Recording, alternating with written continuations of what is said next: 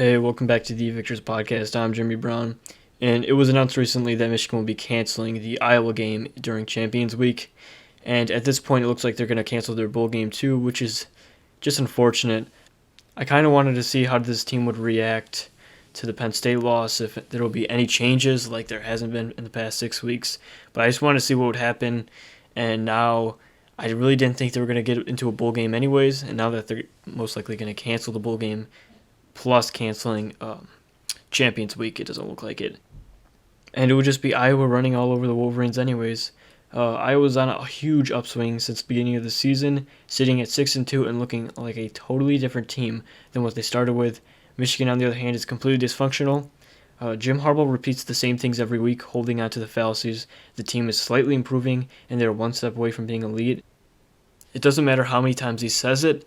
If you're not putting forth anything that shows you're on the brink of being elite, you can't just say it to make it happen. You have to actually do something. You actually have to change your coordinators, get a new strength and conditioning coach, make sure your game plan is solid, make sure you have backup plans in case, say, your man-to-man defense is just being gouged by Michigan State. Elite teams have backup plans and backup players in place to make sure that they can handle if their starting QB gets hurt, or they can handle if a few defensive players get hurt, whether it's on the line or in the backfield.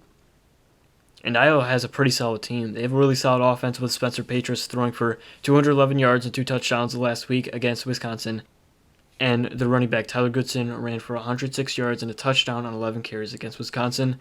But what really impressed me is their defense. Iowa held Graham Hurts to 169 yards and 20 of 38 with an interception, and held Nakia Watson to 29 yards on 13 carries.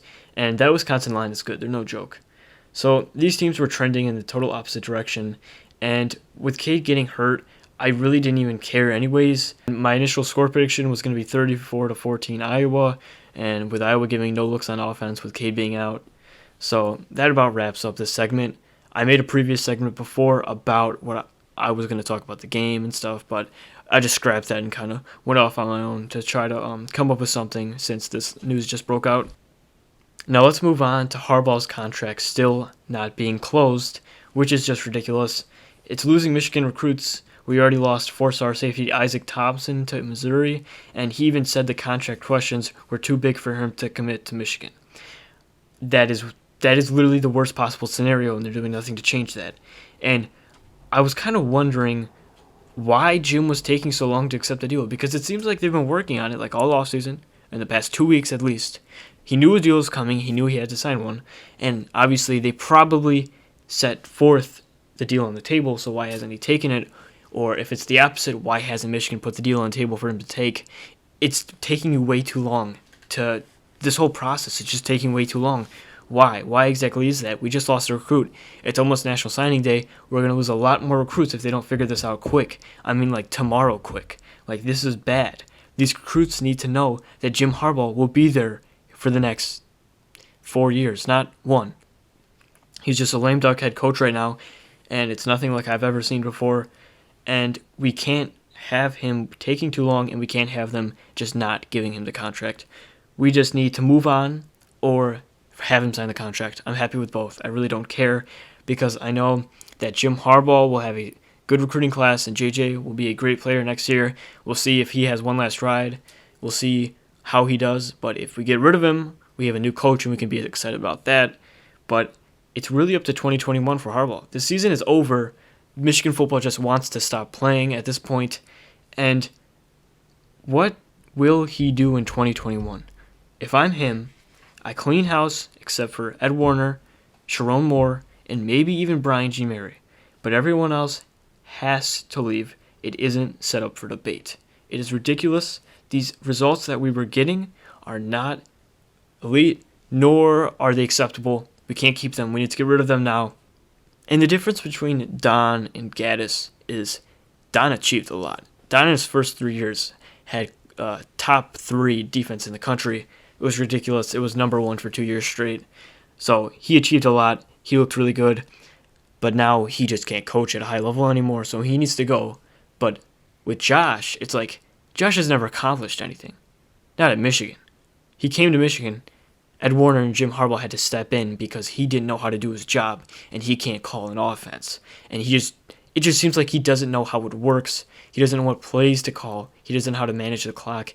It's like he was just kept safe at Penn State and Alabama, and he was cradled by the other offensive coordinators around him.